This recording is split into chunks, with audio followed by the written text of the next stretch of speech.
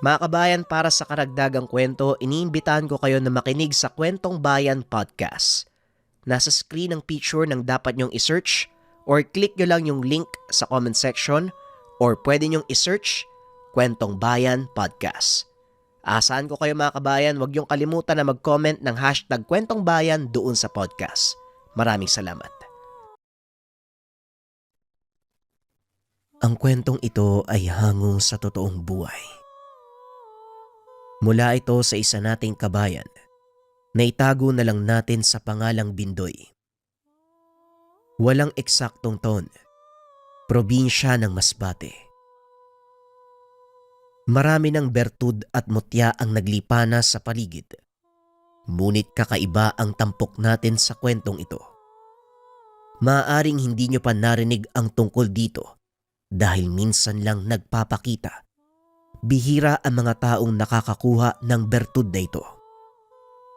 Sa malayong nayon sakop ng bayan ng Mandaon sa probinsya ng Masbate, isang kilalang manggagamot ang tinitingala at kinakatakutan, hindi lamang ng mga tao, kundi mga elemento gaya ng aswang at mga engkanto. Bantog na antingero at kolektor ng mutya itong si Tatay Gado. Kilala sa kanilang bayan bilang mahusay na tagagawa ng bertud. Kahit ang magagaling na manggagamot mula sa karatig bayan ay dumadayo upang magpabasbas o hindi kaya naman magpalinis ng gamit. Abala ang matanda tuwing mahal na araw. Maraming mga baguhang antingero ang nagpupunta sa kanya upang manglimos ng mutya. O hindi kaya naman nagpapabaon ang mga ito sa katawan. Ito lang ang tanging pagkakataon na nakaperme sa kanyang tahanan ang matanda. Ngunit tuwing ordinaryong araw, naglalagi sa baryo si Tatay Gado. Nag-iikot sa mga karatig lugar upang manggamot at mangalap ng mutya. Dito niya nakilala ang binatang si Bindoy. Nang mga sandaling iyon, naglalakad sa gilid ng daan ng matanda nang bigla siyang banggain ng isang binata. "Ano ka ba naman, tanda? Tumingin ka nga sa dinadaanan mo." Wika ni Bindoy. Pasensya ka na, Amag. Hindi kita nakita. Tugon ni Tatay Gado.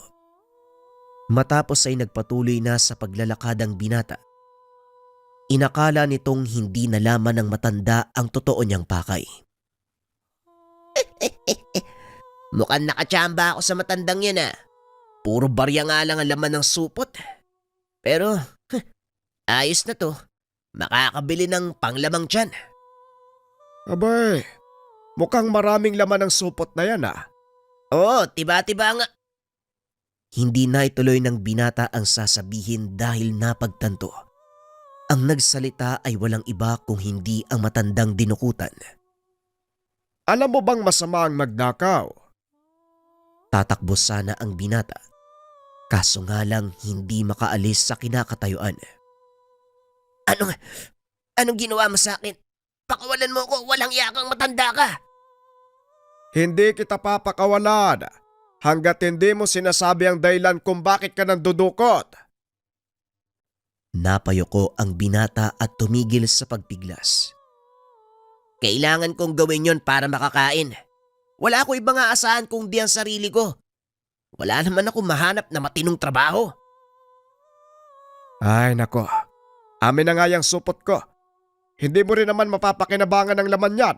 Halika, sumunod ka sa akin, papakainin kita. Wika ni Tatay Gado. Dinala niya ang binata sa karinderya at binigyan ng makakain. "Bakit mo ako tinutulungan? Ninakawan na kita, di ba?" Bago ko sagutin ang tanong na yan, maaari ko bang malaman ang pangalan mo? "Bindoy ang pangalan ko. Ikaw?" Tawagin mo kung Tatay Gado.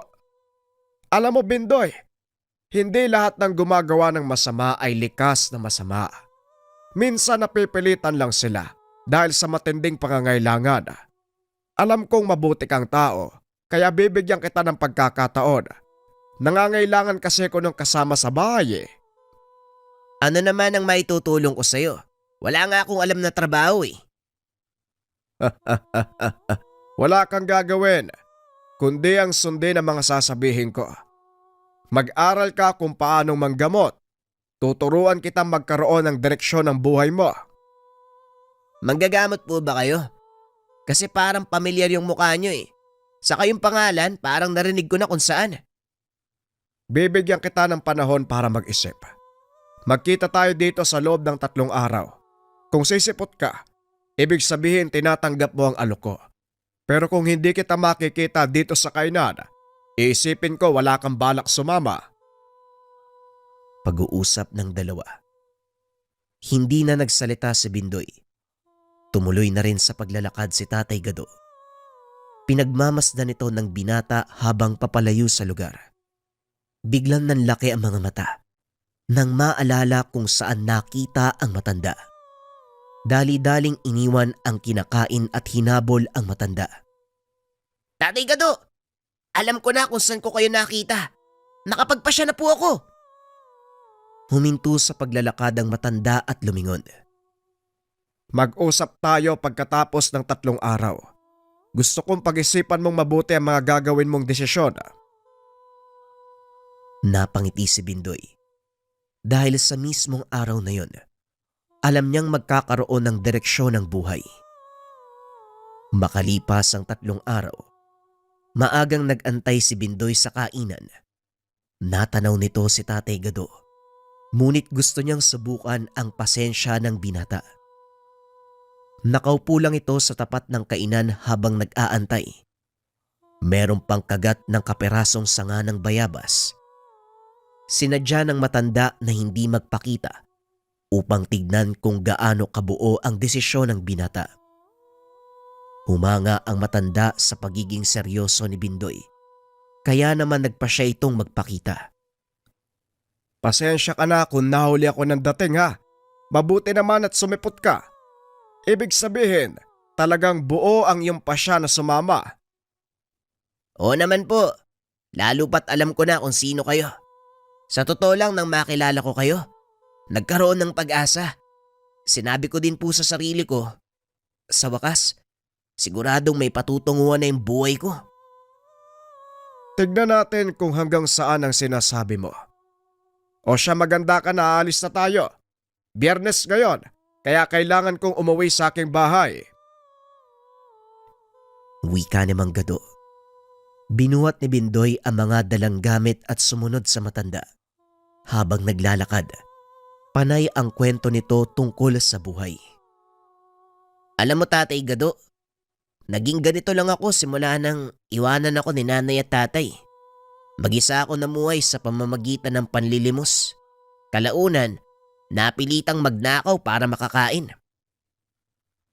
Napangiti si Tatay Gado sa sinabi nito. Alam mo ba ang dahilan kung bakit nagpasya kong isama ka? Hindi yon dahil sa naaawa ko sa'yo. Nakikita ko sa'yo ang sarili ko eh. Gaya mo mag-isa ako namumuhay. Pinilit ko makaligtas sa malupit na mundo. Hanggang sa niyakap ko ang pagiging manggagamot. Doon pa lang nagkaroon ng direksyon ng buhay ko. Napagtanto kung ano talaga ang silbi ko sa mundo. Wika ng matanda. Biglang naging seryoso ang mukha ng binata. Ang totoo kong dahilan kung bakit ako sumama sa inyo. Gusto kong hanapin ang mga magulang ko. Patunayan sa kanila na nagkamali sila ng pasya. Iniwanan nila ako eh. Gusto kong matuto ng kaalaman mula sa inyo, Tatay Gado. Para sa oras na magkita kami ng mga magulang ko, may pagmamalaki ko yung naging buhay ko noong mga panahong iniwan nila ako sa lansangan. Maya-maya ay huminto sa paglalakad ang matanda. Kasalubong nila ang ilang kalalakian. Laking gulat ng binata dahil kusang tumabi ang mga ito upang magbigay daan. Pasensya na ho kayo, Tatay Gado. Nakaharang kami sa dadaanan nyo. Wag niyo isipin yan. Sige na. Tumuloy na kayo sa paglalakad. Huwag kayo magtatagal sa mundong ito ha. Baka abutan pa kayo ng pagsikat ng araw. Hindi na kayo tuluyang makabalik sa pinagmulan nyo. Nagpatuloy sa paglalakad ang mga kalalakian. Nang masigurong wala na ang mga ito, hindi nagsayang ng pagkakataon si Bindoy. Tatay Gado, bakit takot na takot yung mga lalaki? Hindi takot ang pinakita nila kung hindi respeto. Ang mga lalaking yon, pangkat ng mga engkantong nangangaso sa lugar na ito. Tuwing sasapit ang gabi, alam nilang hawak ko ang domeng ito, kaya kailangan nilang magbigay galang. Alam mo, Bindoy, respeto ang pinakamahalagang sangkap ng buhay sa kahit anong aspeto mo tignan. Sa oras na mawala ito, mawawala na din ang lahat. Ngunit kapag napanatili mo ang respeto sa iyong kapwa, kusang sasabay ang lahat ng magagandang bagay. O siya, pumasok ka na sa bakuran. Isasara ko na ang pinto. Pagpapaliwanag ni Tatay Gado. Nagulat si Bindoy. Hindi na malayan na naroon na sila sa tahanan ng matanda. Nandito na tayo? Pero nasaan ang bahay mo, Tatay Gado? Nakatayo ka ngayon sa harapan ng tahanan ko. Ang nakikita mo, bakuran lang. Pasensya ka na at wala akong ilaw sa labas ng bahay. Napakamot sa ulo si Bindoy. Wala itong nakikitang bagay na maaaring maging bahagi ng isang tahanan. Wala naman akong nakikitang haligyaw dingding dito. Aray ko! Pinto! Ayan o, nauntog ka na. Tignan mo kasi ang dinadaanan mo. Ilapag mo banda dyan yung mga gamit. Wika ng matanda habang nagsisindi ng mga sulo. Saka palang nakita ni Bindoy ang kabuuan ng tahanan. Ano ba yan? Bakit hindi ko kagad napansin yung bahay nyo? Dahil nababalot ng sabulag at proteksyon ang tahanang ito. May mga mahalagang gamit at kasulatan ang nakatago dito, kaya kailangang pangalagaan. O siya, ilapag mo na ang mga gamit mo. Tulungan mo kung maganda ng hapunan. Namangha si Bindoy sa mga nakikita. Halos hindi makatulog dahil sa mga hiwagang nasaksiyan sa loob ng tahanan.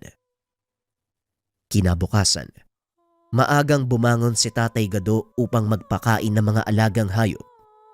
Nang maramdaman ni Bindoy na may kumikilos na sa labas, kaagad itong bumangon.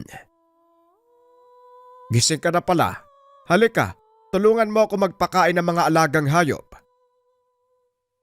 Kinuha ni Bindoy ang balde na puno ng pagkain para sa mga bibi. Napakadami niyo po palang alagang hayop. Sino po nag-aalaga sa kanila sa tuwing aalis kayo? Marami akong kaibigan sa paligid. Sila ang nangangalaga sa mga hayop dito sa tuwing wala ako. Kaya hindi ako gaanong nag-aalala pagdating sa mga alaga ko. Mga engkanto din po ba yung tinutukoy niyong kaibigan? Oo, Bindoy. At sila din ang nagbabantay sa buong bahay. Kaya naman panatag akong umaalis. Nga pala, matapos natin magpakain ng mga hayop paganda ka, pupunta tayo sa tahanan ng isang tao. Gusto mong matuto, di ba? Ito na ang pagkakataon. Ano naman po maaari kong matutunan dun? Marami kang matututunan kung bubuksan mo ang iyong isipan. Ngayon kung tapos ka na dyan, maganda ka na, alis na tayo. Hindi naman malayo ang pinunta ng mga ito. Kaagad silang nakarating sa lugar. Napag-alaman ni Bindoy, ang pasyente ay biktima ng yanggaw. Ito ang unang pagkakataon na magkakaroon ng engkwentro ang binata sa mga elemento, lalong-lalo na sa isang aswang. Tatay Gado, posible po bang magkaroon tayo ng engkwentro sa isang aswang? Posibleng mangyari ang bagay na yon, pero depende kung may lakas ng loob ang aswang na harapin ako. Ang ipinagtataka ko lang po, bakit po ang taas ng kumpiyansa niyong matatalo ang mga elementong nakakaharap? Ano po ba talaga ang kaya niyong gawin? Mamaya mo makikita kung ano ang dahilan. Malalaman mo kung bakit ako kinakatakutan ng mga elemento, lalong-lalo na ng mga aswang. Ilang minuto pa ng paglalakad. Narating na ng dalawa ang tahanan ng pasyente. Bandang tanghali na mga sandaling iyon, kaya medyo maraming tao sa lugar. Teka, bakit ang daming tao? Gusto nilang makita kung ano ang gagawin ko. Ano bang tingin nila sa gagawin mo dito? Palabas? Hindi mo may iwasan ng mga ganitong pangyayari, lalo na kung ang pinag-uusapan ay aswang o kahit anong usapin, basta tungkol sa kababalaghan. Hayaan mo na sila, halika na, nag-aantay ang pasyente. Laking pasasalamat ng may bahay nang makita si Tatay Gado. Salamat naman at pinaunlakan mo ang aking kahilingan. Wala kang dapat ipagpasalamat. Wala pa akong ginagawa. Etong ilang bagay na kailangan niyong ihanda. Binasa ng lalaki ang mga nakalista. Laking gulat ni Bindoy nang marinig ang mga nakalagay dito. Lambanog! Ano naman ang paggagamitan niyo ng alak? Aba syempre, kailangan ko ng pampainit ng katawan bago magsimula sa gamutan. Napailing na lang si Bindoy sa naging tugon ng matanda. Ilang sandali lang ay dumating na ang pinapahanda ni Tatay Gado. Kumuha ito ng 2 baso. Sinalina ng isa pa ng puno. Samantalang ang isa ay halos kalahati na. Matapos ay nilagok nito ang natitirang laman ng bote. Hindi ka naman kaya mahilos sa ginagawa mo, Manong. Halos kalahating bote ng lambanog ang tinutungga mo ah. Maliit na bagay, Bindoy. Manood ka lang, halika, magsisimula na tayo. Pumasok ang 2 sa loob ng silid. Nakita ang pasyenteng nakagapos sa kama. Napakadilim sa lugar dahil tinakpan ng kanyang ama at ina ang bawat bintana. Natatakot sa liwanag ang anak ko, kaya tinakpan namin ang mga bintana. Wika ni Mang Meroy. Inutusan ni Tatay Gado si Bindoy na tanggalin ang mga nakatabon. Sinunod ito ng binata. Napasigaw ang pasyente habang pilit na iniiwas ang tingin sa mga liwanag na tumatama sa mga mata. Anong problema? Natatakot ka ba sa liwanag? Ang lakas ng loob mong sakupin ang katawang ito nang hindi man lang kinukonsidera ang mga mangyayari. Alam mo ba kung gaano kalaking problema ang pinasok mo? Wika ni Tatay Gado. Umangil ang pasyente. Sinubukang sakmali ng matanda. Ngunit hindi ito makawala sa pagkakatali. Manong, hindi naman siguro makakalis yan sa pagkakagapos, di ba? Wika ni Bindoy. Laking gulat nito nang biglang putuli ng matanda ang taling nakagapos sa kamay at paa ng pasyente. Napatras ang binata sa takot na sakmalin siya nito. Nakarap sa kanya ang pasyente habang patuloy sa pag-angil. Samantalang si Tatay Gado naman, kalmado lang. Silang 2 lang ang nasa silid ng mga sandaling iyon.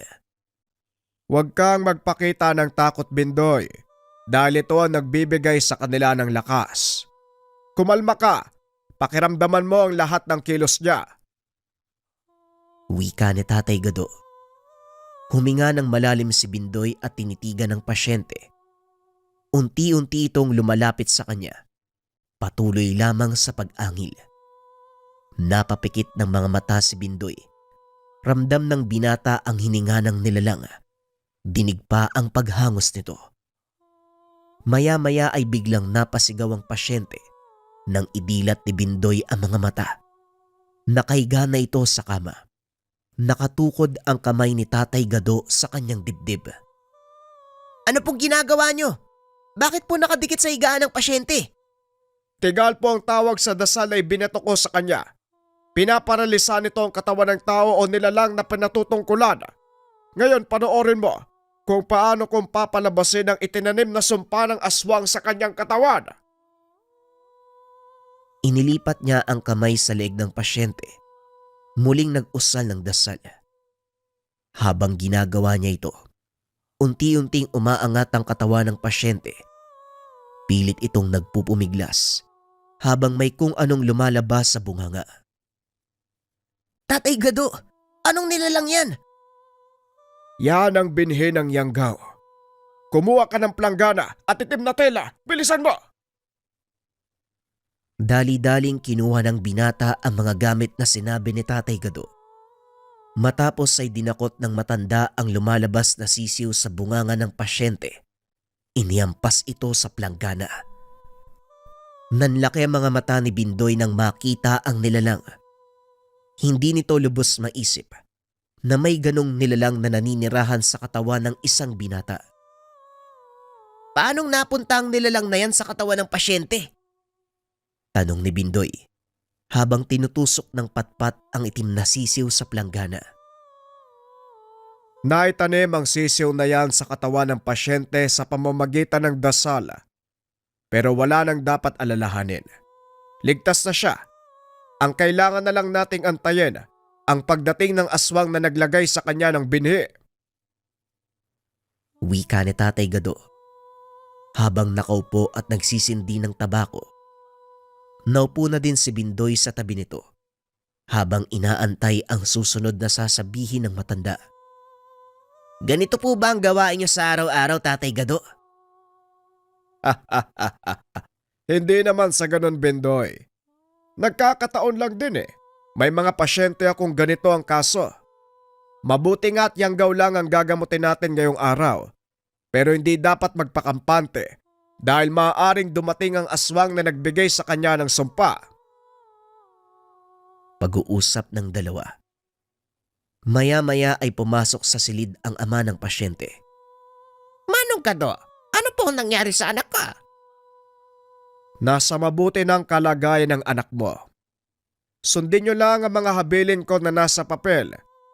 May pinasuot ako sa kanyang pangontra para hindi na siya lapitan ng iba pang elemento. Pero hindi pa rin yan kasiguraduhan na dahil kailangan puksay ng aswang na nagtanim sa kanya ng sumpa. Ay nako, hindi ko po kilala ang aswang na nagbigay sa kanya ng sumpa. Pasensya na ho kaya kung di po ako makakadulog. Walang problema, Meroy. Ako na ang bahala at isa pa, mas kailangan ka nila sa tahanang ito.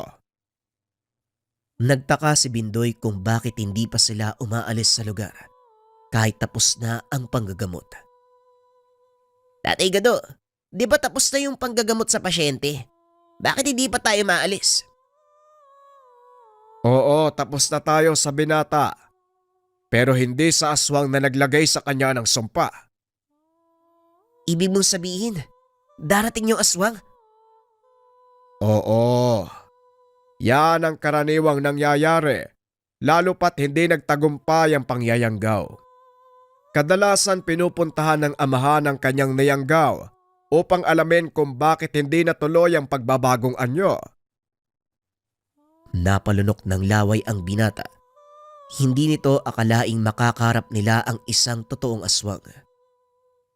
Pagsapit ng hapon, sinabihan ni Tatay Gado ang mga nakatira sa tahanan na isara ang pintuan at huwag magbubukas kahit ano pa ang mangyari. Maaari niyang gayahin ang boses o anyo ng kahit sino man sa atin.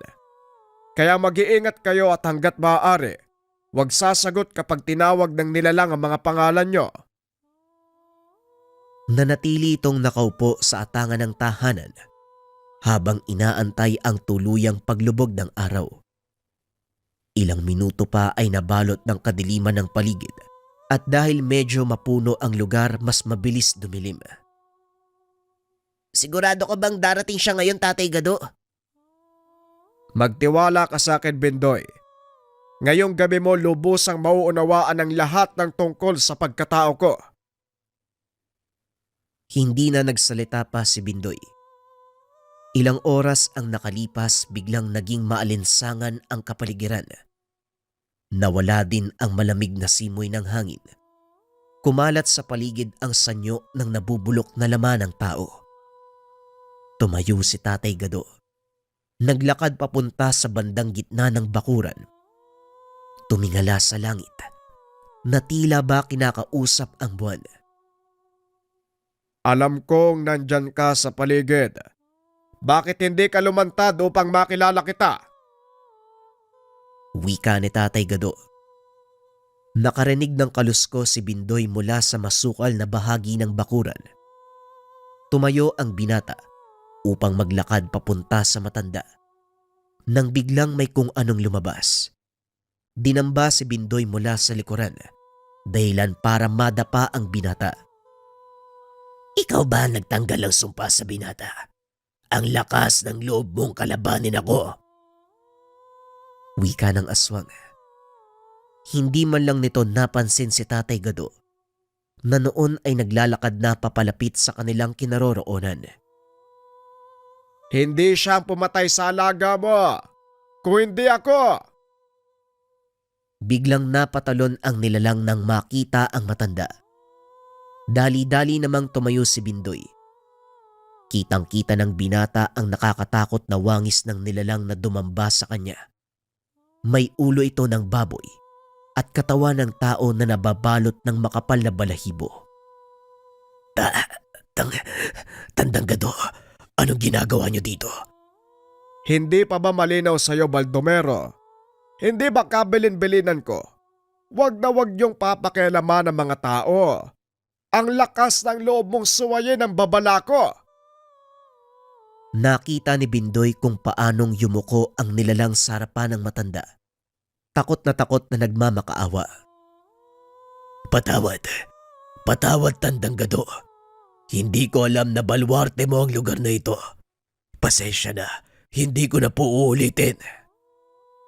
Talagang hindi na mauulit ang ginawa mo. Huli na to. Magiging halimbawa ka sa mga kalahi mo. Sinabihan kita na wag susuwayin ang kautusan ko, pero hindi kayo nakinig. Tugon ni Tatay Gado. Bigla itong naglaho sa kinakatayuan. Laking gulat ni Bindoy. Nang muling magpakita ang matanda, sakal-sakal nito ang kalaban. Patawad po. Hindi ko na ulitin pakiusap. Huwag mo ko papatayin pa nga ako. Hindi na ako muli papasok sa baluarte mo. Wika ni Baldomero habang hawak-hawak siya sa liig. Baluarte ko man o hindi, wala kayong karapatan pang himasukan ang buhay ng mga tao. Pasensyahan tayo, pero hindi kita maaaring palampasin dahil sa oras na gawin ko yon, mamimihasa ang mga kasamahan mo at mauulit lang din ang nangyaring ito. Wika ni Tatay Gado. Sabay bali ng lieg ng nilalang. Nangisay na lang ito ng bitawan ni Tatay Gado. Namangha ng gusto si Bindoy sa ipinakitang lakas ng matanda at kung paanong natakot ang aswang sa kanya. Bakit po takot na takot sa inyo yung aswang, Tatay Gado? Paano niyo po ginawa yun? Mahabang kwento. Sa bahay ko na lang ipapaliwanag sa iyo ang lahat. Tapos na tayo dito. Iligpit mo na mga gamit natin. Uuwi na tayo. Tugon ng matanda. Matapos magpaalam, tumuloy na ang mga ito pauwi. Hindi nagsasalita si Bindoy habang nasa daanan. Ngunit pagdating sa tahanan, muli nitong kinulit si Tatay Gado. Tatay Gado, baka naman pwede mong sabihin sa akin kung bakit takot sa iyo yung aswang. At saka hindi lang yun. Napansin ko, nangingilag sa iyo mga engkanto eh. Ano po bang meron? Ay nako. Gusto mo talaga malaman ko noong dahilan? Oo naman po. Paano ko kayo makikilala ng gusto kung hindi niyo ipapakita sa akin ng buo yung kakayahan niyo? O sige, eto ang pinagbula ng lakas ko. Tugon ng matanda. Sabay lapag ng bagay na nakabalot sa kaperasong tela. Ano naman po yung bagay na yan? Bakit hindi bubuksan? Binuksan ni Bindoy ang pulang tela. Doon nakita ang napakahabang pangil ng kung anong nilalang. Ano po yan, Tatay Gado? Pangil ng isang gabo ng aswang. Ha? Gabo ng aswang? Oo, Bindoy. Sila ang pinakamalakas na uri ng aswang na may kakayahang magpalit ng anyo kahit patirik ang araw. Kung sila ang pinakamalakas na aswang, paano niyo po natalo yung nilalang na yun? Hindi ako nakipaglaban sa kanya. Kusang ipinagkaloob ng gabunan ng kanyang pangil bago mamatay. Pwede palang ipasa ng isang gabunan ng kanyang kapangyarihan? Oo, Bindoy. Ang mabuti pa makinig kang mabuti. Ipapaliwanag ko sa iyo ang lahat. Pag-uusap ng dalawa. Aatras tayo ng maraming taon. Nang mga panahong nakuha ni Tatay Gado ang kanyang bertud. Nasa edad 45 taong gulang si Tatay Gado. Kalakasan niya ng mga panahong ito at kahit hindi pa hawak ang bertud, nagtataglay na ito ng kakaibang lakas mula sa tangang mga mutya. Maraming mambabarang at mangkukulam ang natalo nito. Maging ang mga engkanto ay takot na sa kanya noon pa man dahil sa taglay na lakas. Hindi pumipirme sa isang lugar ang Ginoo. Ito din ang dahilan kung bakit nasumpungan niya ang laban ng dalawang malakas na aswang. Naglalakad sa kalagitnaan ng gubat si Gado. Nang makarinig ito ng malakas na angin na tila nagmumula sa dalawang malaking asong naglalaban. Sinundan nito ang pinagmumulan ng ingay. Nakita nito ang dalawang malaking nilalang na naglalaban. Alam ni Gado na aswang ang mga iyon. Hindi pangkaraniwan sa mga itong magbagong anyo sa ilalim ng tirik na araw. Pinanood ang sagupaan ng dalawang malakas na nilalang. Nagbalot siya ng sabulag upang hindi mapansin ng mga ito. Patuloy sa pagpapalitan ng atake ang dalawang malaking nilalang. Tumagal ng halos 5 oras ang laban ng mga ito. Namangha si Gado dahil hindi man lang nakakaramdam ng pagod ang dalawang nilalang. Ngunit laking gulat ng Ginoo nang sabay na bumagsak ang dalawang aswang. Inakala nitong dahil lang sa pagod kaya nawalan ng malay ang mga nilalang. Ngunit laking gulat ni Gado nang magpakita ang matanda na may hawak na tungkod. Sadyang nakakaliw na panooring maglaban ng dalawang malakas na nilalang. Nakakatawa ding isipin na hindi ko na kailangang magpakahirap upang patayin ang mga gaya nyo para lang makakuha ng malakas na bertud. Wika ng lalaki. Pilit namang tumayo ang isa sa mga aswang. Ngunit sadyang mahina na ang katawan nito, kaya hindi ito makabangon. Inapakan ng matanda ang ulo nito. Tinutukan ng tungkod sa leeg. Simula palag, alam ko na ang pakay mo pero hindi naniwala sa akin si Malak. Kaya kami humantong sa ganito. Ang pinagsisisihan ko lang, hindi ako kumilos kagad. Wika ng nilalang.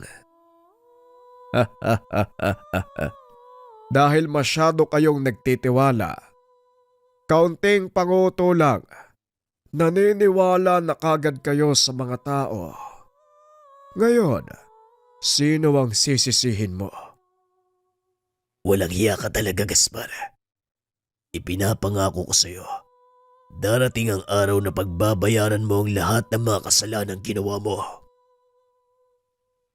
Wika ng isa sa mga nilalang. Hindi na malaya ng matandang lalaki na nagkamalay ang isa pang aswang. Hinambalos nito ang matanda. Dahilan para tumilapon nito papunta sa pinagtataguan ng binatang si Gado. Naku, nalo ko na. Sa dinami-nabi ng tatalsikan, dito pa talaga. Wika ng binatang si Gado. Tumayo ito at lumipat ng pwesto. Dahilan para panandali ang mawala ang sabulag na binalot. Napansin ng mga aswang ang kanyang presensya, ngunit hindi nila mahanap ang kinaroroonan ng Ginoo. Muling naglaban ang mga ito, habang ang matandang lalaki naman ay pilit tumatayo, binabawi ang kanyang lakas. Kung ako sa'yo, tanda, hindi na ako makikisali sa laban. Kung ano man ang binabalak mo sa mga yan, huwag mo nang ituloy. Wika ni Gado. Nagulat ang matanda. Hindi nito akalain na naroon ang Ginoo. Aba, may tao pala diyan. Sino ka naman para pigilan ako? Ako si Gado. Napadaan lang nga lang ako eh. Nakita ko naglalaban yung dalawa, hindi na ako nakisali. Alam ko naman na wala ding silbi. Tugon ni Gado. Nagsindito ng tabako at naupo sa paanan ng puno. Sa hula ko, isa ka ring manggagamot, hindi ba? Tama ka, at gaya ng sinabi ko, napadaan lang ako. Ayoko magpatuloy sa paglalakad kapag may naglalaban na dalawang nilalang. Ibig sabihin, narinig mo ang lahat ng pinag-uusapan namin. Oo, dinig na dinig ko. Alam ko rin kung gaano ka kasakim sa kapangyarihan. Hindi mo kilala ang kausap mo, bata. Kaya wag na wag kang magkakamaling magsalita ng hindi maganda. Ha? Alin doon? Yung pagiging sakim mo sa kapangyarihan. Bakit hindi ba totoo? Kaya mo nga pinaglaban ng mga yan, oh. Dahil gusto mong makuha ang kanilang bertud. At sa palagay ko, ikaw yung tipo ng taong hindi gagawa ng mabuti para sa kapwa. Kaya pasensya na kung makikisali ako.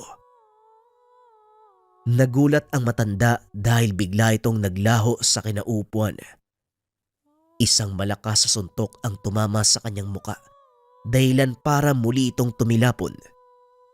Napahinto ang dalawang gabunan nang maramdaman ng malakas na enerhiyang pinakawalan ni Gado. Naglakad ang Ginoo papunta sa kinaroroonan ng matanda. Hinawakan ito sa leeg. Sinipa palayo ang hawak na tungkod. Hindi mo alam ang ginawa mo, bata. Pagsisisihan mo ang paghihimasok sa problema ito. Maniwala ka sa akin, tanda. Alam ko ang ginagawa ko. Pasensya ka na, pero hindi kita hahayaang gamitin ang dalawang nilalang na ito para lang sa pansarili mong kapakanan. Tugon ng Ginoo sabay pugot ng ulo. Nilingon nito ang dalawang gabunan na noon ay kapwa nakaluhod at nanghihina. Hindi ko alam ang dahilan mo kung bakit mo pinatay ang matandang yan. Ngunit nagpapasalamat ako sa iyo. Hindi mo alam kung gaano kalaking problema ang taong yon. Wika ng isa sa mga nilalang. Sa kasamaang palad, tuluyan ng bumagsak ang kalaban nito. Mukhang malubha ang tama niyang kasama mo. Ano ba ang dahilan bakit kayo naglalaban? Nilalason niya ang isip nitong si Malak. Ginamit niya si Malak para patayin ang mga kalahi namin at makuha ang bertud. Ngunit nabigo siya dahil isa sa amin ang may hawak noon. Sa kasamaang palad, parang napuruhan ko pa ata. Tugon ng gabunan habang nakatitig sa isa pang nilalang. Masyadong malaki ang sugat ng isang to. Magagawa mo ba siyang pagalingin? Sa kasalukuyan kong kalagayan, hindi ko na magagawang gumamot. Huli na, dahil kumalat na sa katawan namin ang kamandag na nagbula kay Gaspar. Tugon ng nilalang. Napagtanto ni Gado na yon ang dahilan kung bakit bumagsak ang dalawa habang nasa kalagitnaan ng laban. Isang bagay na lang ang hihilingin ko sa iyo. Ramdam kong mabuti kang tao, kaya ipagkakatiwala ko sa iyo ang aming bertud. Wika ng gabunan. Nagpakilala ito sa pangalang Albos. Ikinagagala kitang makilala. Ang pangalan ko naman ay Gado. Ako naman si Malak. Pasensya na kung madadamay ka sa gulong ito. Pero wala na kaming ibang maaasahan. Kung nagawang magtiwala sa iyo ng aking kasama, ganon din ang gagawin ko. Nagulat si Gado dahil bigla nitong binunot ang kanyang pangil. Inabot niya sa Ginoo. Ganon rin ang ginawa ng isa pang gabunan. Dalawang mahabang pangil ang pinagkaloob ng mga ito sa kanya bago tuluyang malagutan ng hininga. Bukod sa mga pangil, kinuha din ni Gado ang lanahang nasa bewang ng mga ito. Alam ni Gado ang kakayahang taglay ng lana. Kakailanganin niya ito sa mga darating na araw. Matapos ilibing ang 2 gabunan, nilisan ni Gado ang lugar. Nagpatuloy ito sa panggagamot at pagtulong sa mga tao. Maraming nakakasagupa ang Ginoo. Nakaagad niya ring natatalo. Dahil dito kinilala si Gado bilang mabagsik na manggagamot. Kinakatakutan maging ng pinakamalakas na mambabarang. Balik tayo sa kasalukuyan. Ngayong alam mo na kung saan nanggaling ang lakas ko. Kung magiging karapat dapat ka, Bindoy, lahat ng ito ay papamana ko sa iyo. Hindi ko naman po inaangad ang magkaroon ng malakas na kapangyarihan. Ang gusto ko lang magkaroon ng silbi at direksyon ng buhay ko. Maganda ang gusto mong mangyari. Pero hindi sapat na may direksyon ka lang. Dapat magkaroon ka ng katuturan, kabuluhan para sa ibang tao. Tandaan mo, Bindoy, hindi ka lang nabubuhay para sa pansariling kapakanan. Sa bawat pasyang ginagawa mo, hindi lang ikaw ang naapektuhan, kundi ang mga taong nasa paligid natin. Hindi ko man lubusang nauunawaan ang gusto mong iparating sa akin. Pero alam ko, darating ang panahon makikita ko kung ano ang katuturan ng lahat ng ito.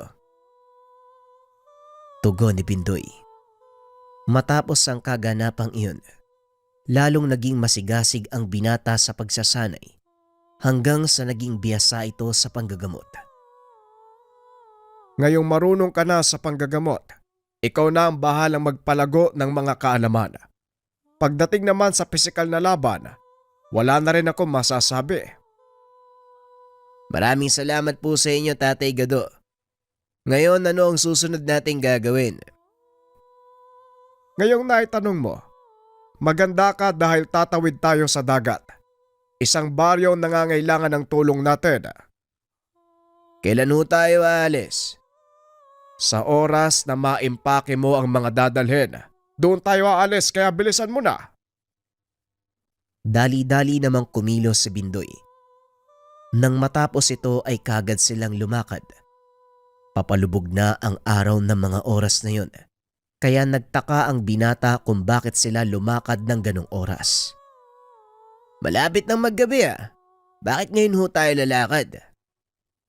Mas maganda kung makakarating tayo sa baryong iyon ng umaga. Sa terminal na tayo magpapalipas ng gabi. Madaling araw ang tawid natin sa dagat. Pagdating sa terminal, napansin ni Bindoy na halos walang tao. Sinabihan nito ni Tatay Gado na magpahinga, ngunit hindi mawala sa isip ng binata ang katanungan. Nang makita nito ang isa sa mga painante ng bangka, nilapitan niya ito at tinanong. Alam mo, wala masyadong tumatawid sa islang yun eh. Ang totoo niyan, kayong dalawa lang ng kasama mong pasahero namin mamaya. Nagulat si Bindoy sa sinabi nito. Bakit po wala masyadong nagpupunta doon? Ano bang meron? Pupunta kayo sa isang lugar na hindi nyo alam kung ano ang pupuntahan nyo.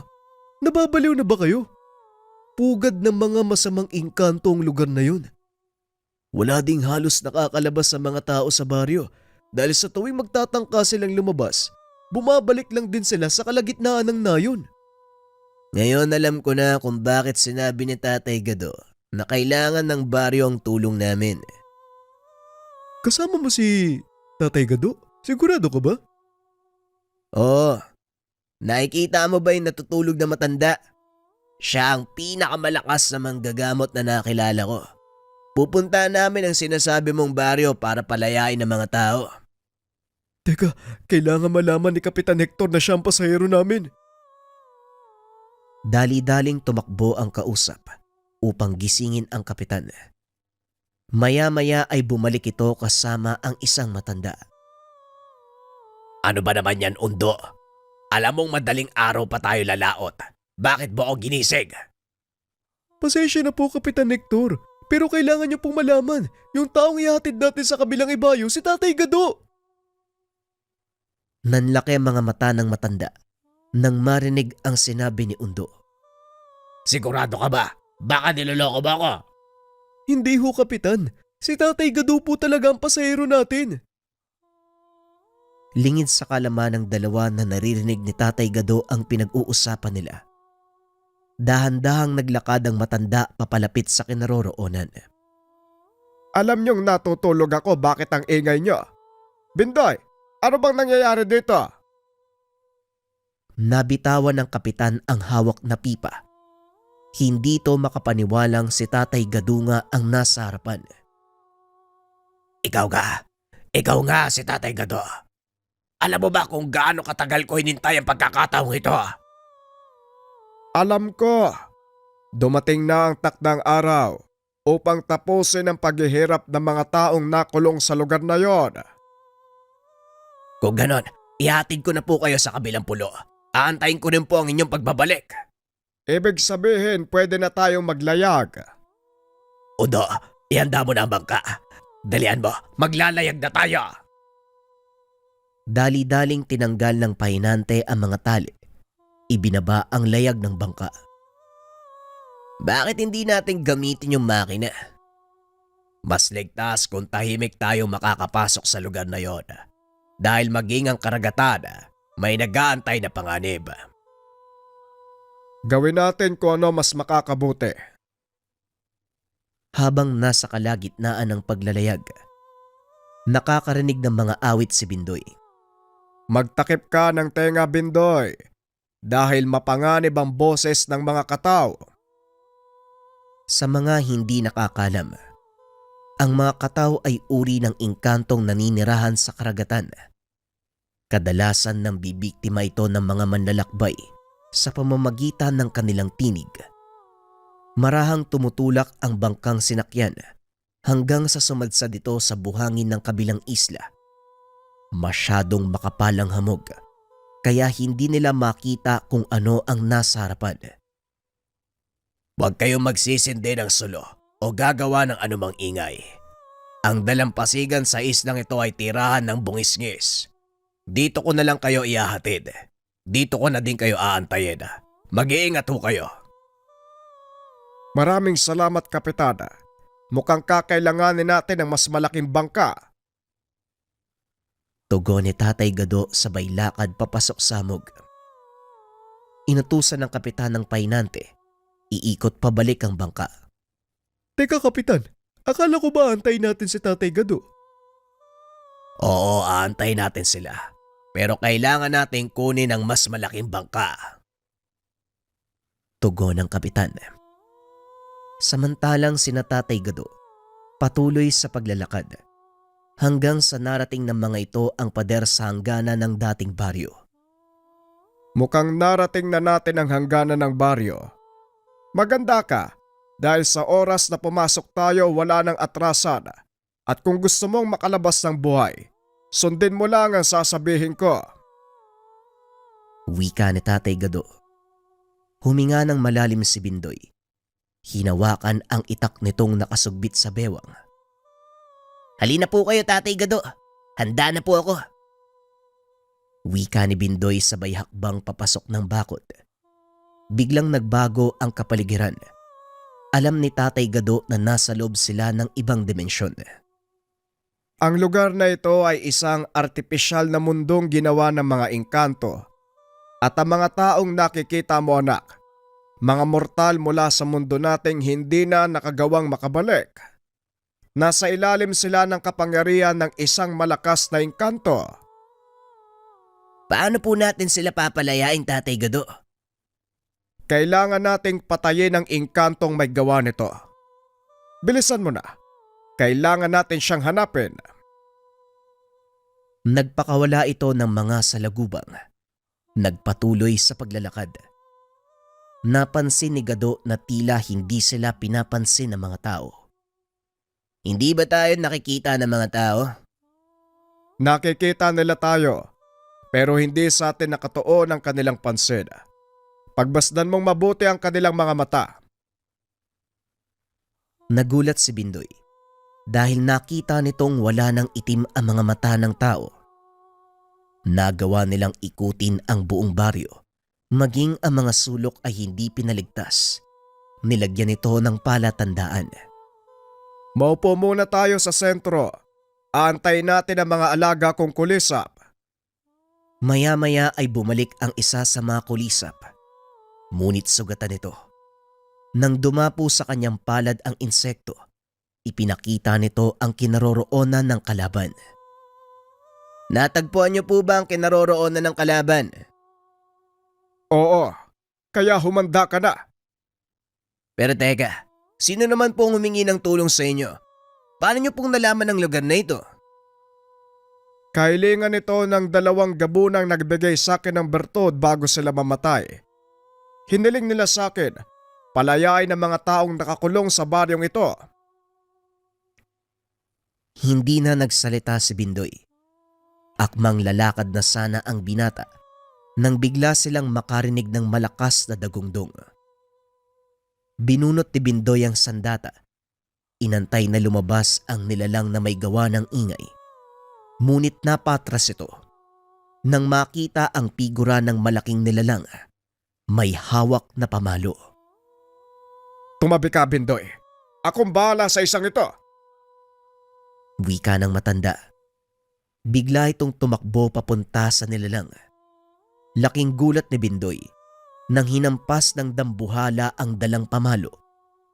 Nabalot ng alikabok ang paligid. Hindi makita ni Bindoy ang matanda. Kaya inakala nitong napuruhan siya ng kalaban. Pagkahupa ng alikabok, nakita ni Bindoy na nakapatong sa pamalo ng kalaban si Tatay Gado. Tumalon nito paitaas. Inundayan ng suntok ang nilalang. Tinamaan sa noo. Dahilan para mapatras at mabitawan ang hawak na pamalo. Sunod-sunod na atake ang binigay ni Tatay Gado. Namangha si Bindoy. Tila ba nagbabago ang itsura ng matanda? Nananatili ang wangis ng pagiging matandang tao. Kaso nga lang, may mga pagkakataon na nagmumukha itong gabunan. Mabangis ang itsura ni Tatay Gado. Mahaba ang mga pangil. Ramdam ang matinding bugso ng enerhiya. Ito ang kauna-unahang pagkakataon. Aktual niyang nasasaksihan ang kakayahan ng matanda. Maya-maya pa napalood na lang ang nilalang. Tuluyan itong bumagsak sa lupa. Halika na. Hindi na makakabangon ng buwa. Wika ng matanda sabay lakad.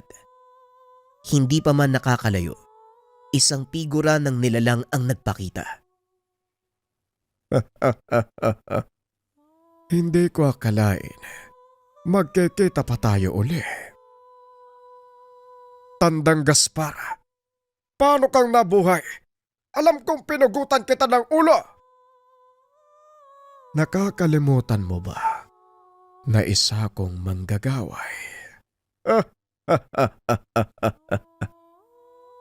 Oo nga naman. Nakalimutan ko na ang mga manggagaway may kakayahan na dayain ang kamatayan.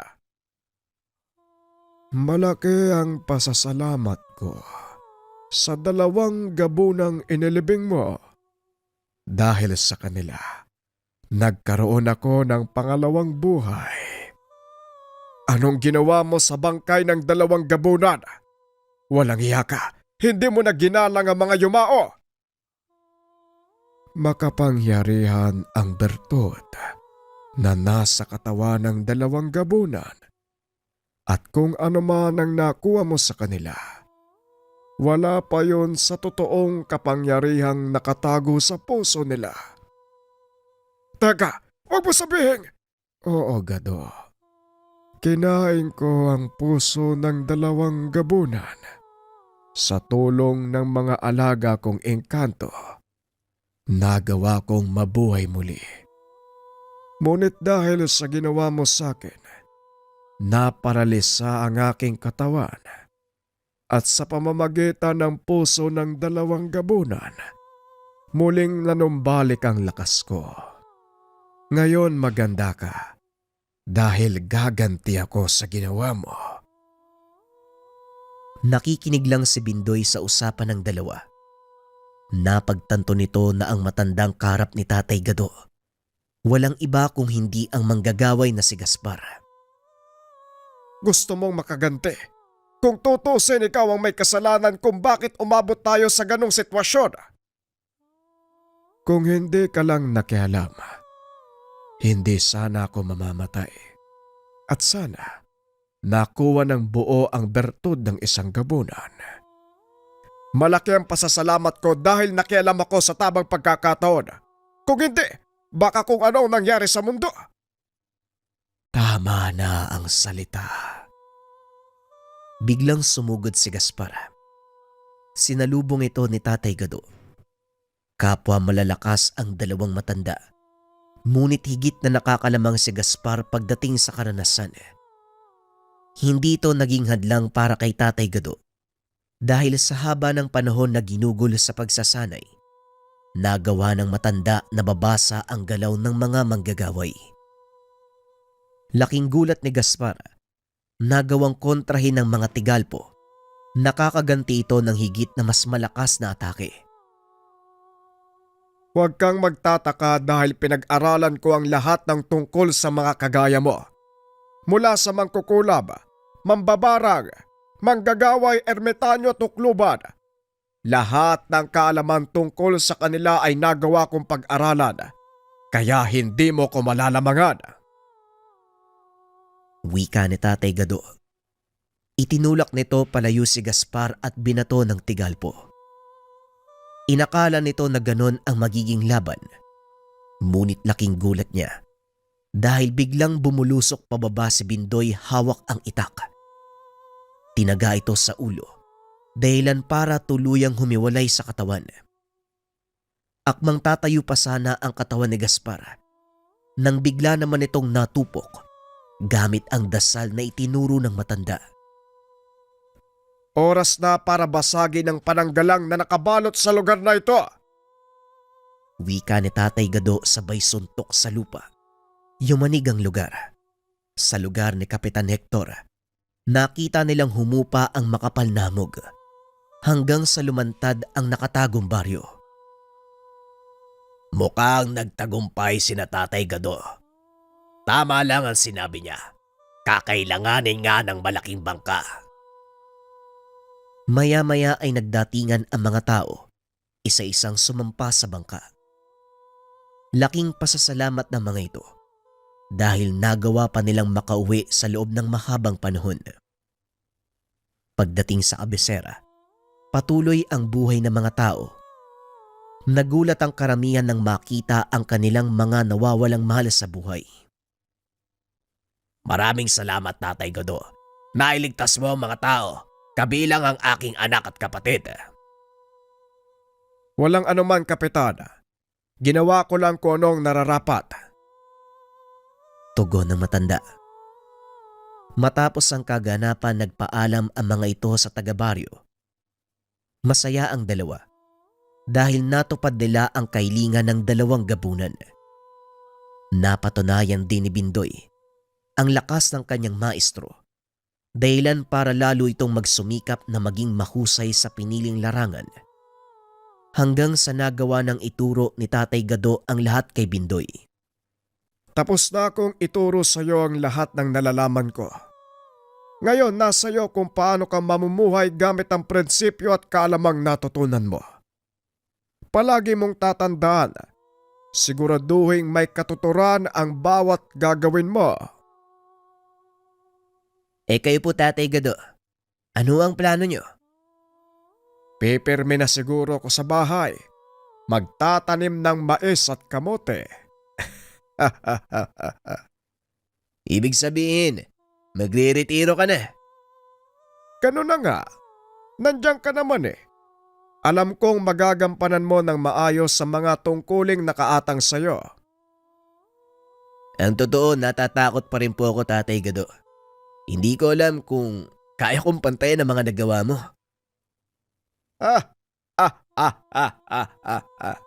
Hindi mo kailangan pantayan ang mga ginawa ko.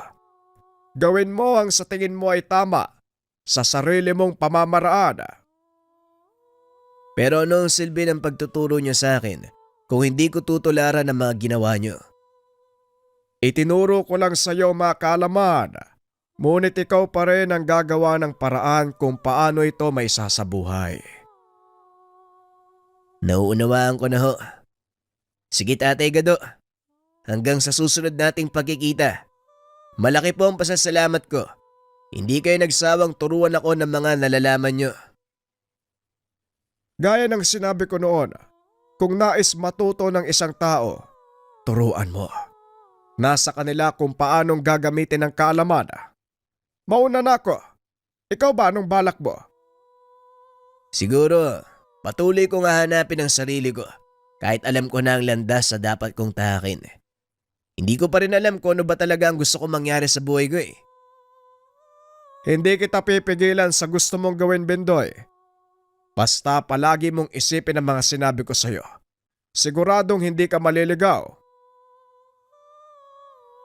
Matapos ang pag-uusap, lumakad na ang matanda. Yun na ang huling pagkikita ni Bindoy at Tatay Gado. Hindi na muling namataan ang matanda sa bayan. Si Bindoy naman, nagpatuloy ang buhay. Ginampanan ng pagiging isang manggagamot. Gamit ang aral na tinuro ni Tatay Gado, ang antingerong gabunan.